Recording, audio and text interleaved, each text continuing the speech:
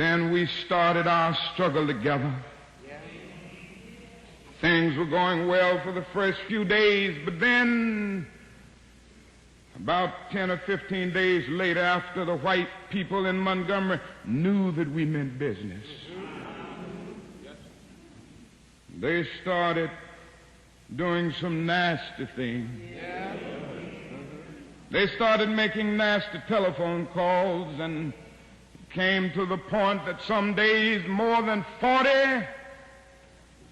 telephone calls would come in, threatening my life, the life of my family, the life of my children. I took it for a while in a strong manner, but I never will forget one night very late. It was around midnight, and you can have some strange experiences at midnight. I had been out meeting with the steering committee all that night, and I came home. My wife was in the bed, and I immediately crawled into bed to get some rest, to get up early the next morning to try to keep things going. And immediately the telephone started ringing, and I picked it up. On the other end was an ugly voice. That voice said to me in substance, "Nigger, we are tired of you and your mess now. And if you aren't out of this town in 3 days, we're going to blow your brains out and blow up your house." I had heard these things before, but for some reason that night it got to me. I turned over and I tried to go to sleep, but I couldn't sleep. I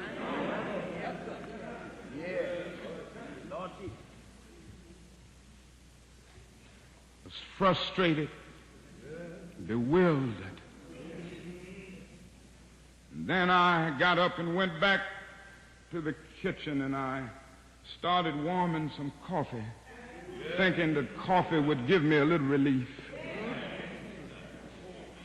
And then I started thinking about many things. I pulled back on the theology and philosophy that I had just studied in the universities, trying to give philosophical and theological reasons for the existence and the reality of sin and evil. But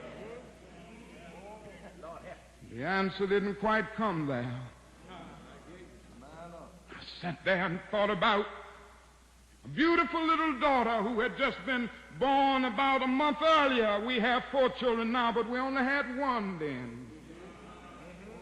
She was the darling of my life. I'd come in night after night and see that little gentle smile. And I sat at that table thinking about that little girl and thinking about the fact that she could be taken away from any minute.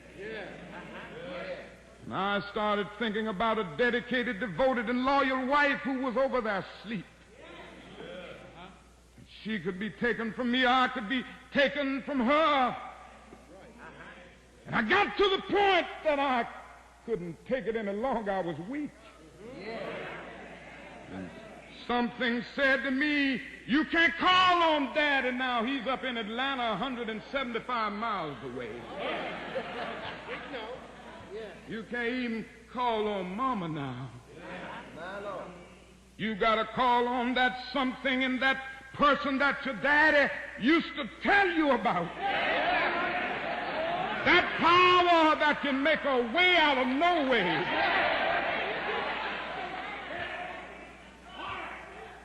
I discovered then that religion had to become real to me, and I had to know God for myself.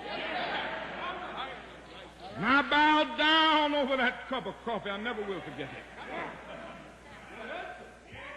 Oh, yes, I prayed a prayer, and I prayed out loud that night. I said, "Lord, I'm down here trying to do what's right. I think I'm right. I think the cause that we represent is right. But Lord, I must confess that I'm weak now, I'm faltering, I'm losing my courage. It seemed at that moment that I could hear an inner voice saying to me, Martin Luther, stand up for righteousness. Stand up for justice. Stand up for truth. And lo, I will be with you even until the end of the world. I tell you, I've seen the lightning flash. I've heard the thunder roll. I've felt sin breakers dashing, trying to conquer my soul. But I heard the voice of Jesus saying, still to fight on. He promised never to leave me, never to leave me alone. No, never alone. No, never alone. He promised never to leave me, never to leave me alone. Sometimes I feel discouraged. And I don't mind telling you this morning that sometimes I feel discouraged. I felt discouraged in Chicago.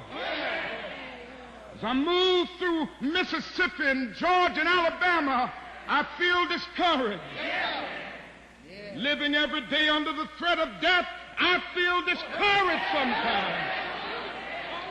Living every day under extensive criticism, even from Negroes, I feel discouraged sometimes.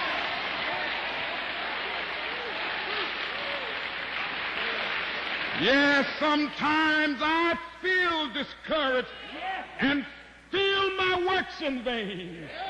But then the Holy Spirit revives my soul again.